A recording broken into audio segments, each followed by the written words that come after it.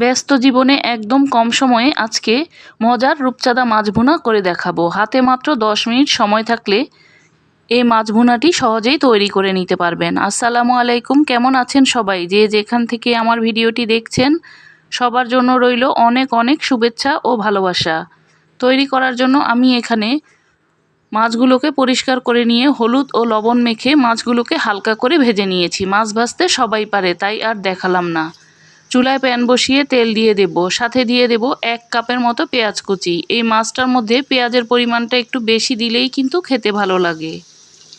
পেঁয়াজটাকে এবার তেলের সাথে ভেজে নেব, সাথে দিয়ে দেব সামান্য একটু লবণ। রূপচাঁদা মাছ কিন্তু একটু লবণাক্ত থাকে, এজন্য লবণের পরিমাণটা কম করেই দিতে হবে। পেঁয়াজটা যখন এই রকম লালচে কালার হয়ে আসবে তখন দিয়ে দেব আধা চা চামচ রসুন বাটা, আধা চা চামচ আদা বাটা। মশলাগুলোকে এবার পেঁয়াজের সাথে ভেজে নেব যেন কাঁচা গন্ধটা না থাকে।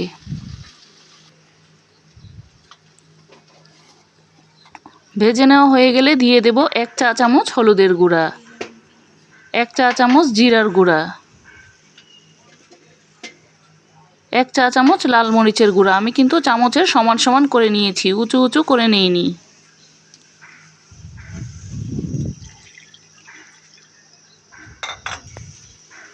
মশলাটাকে কষিয়ে নেওয়ার জন্য দিয়ে দেব সামান্য একটু পানি। এবার মশলাটাকে খুব ভালোভাবে কষিয়ে নেব। মশলাটা কষাতে কষাতে মশলার গা থেকে এই রকম তেলটা ছেড়ে আসবে। এখন দিয়ে দেব 1 কাপ পানি। এর চেয়ে বেশি পানি দেওয়ার দরকার নেই, আপনাদের মাছের পরিমাপ অনুযায়ী কম বেশি করে নিতে পারেন। এবার ভেজে রাখা মাছগুলোকে দিয়ে দেব। মাছগুলোকে কিন্তু খুব বেশি কড়া করে ভাজলে ভুনা করলে ভালো লাগে না, একটু হালকা করে ভেজে নিতে হবে।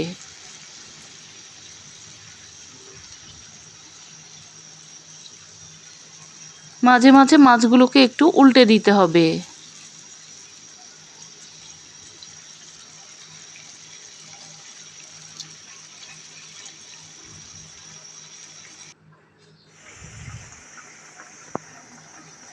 দিয়ে দেব 4-5টির মতো কাঁচামরিচের ফালি। এখন ঝোলটা পুরোপুরি না শুকানো পর্যন্ত রান্না করে নেব। ঝোলটা কিন্তু এখন পুরোপুরি শুকিয়ে গিয়েছে। চুলাটা আমি বন্ধ করে দিয়েছি। রূপচাঁদা মাছ ভুনাটা এখন তৈরি। এই রূপচাঁদা মাছ ভুনাটা কিন্তু ভাতের সাথে খেতে বেশ ভালো লাগে। চাইলে একবার এই রেসিপি ট্রাই করে দেখতে পারেন। আশা করি ভালো লাগবে। আবারও দেখা হবে নতুন কোনো রেসিপি নিয়ে।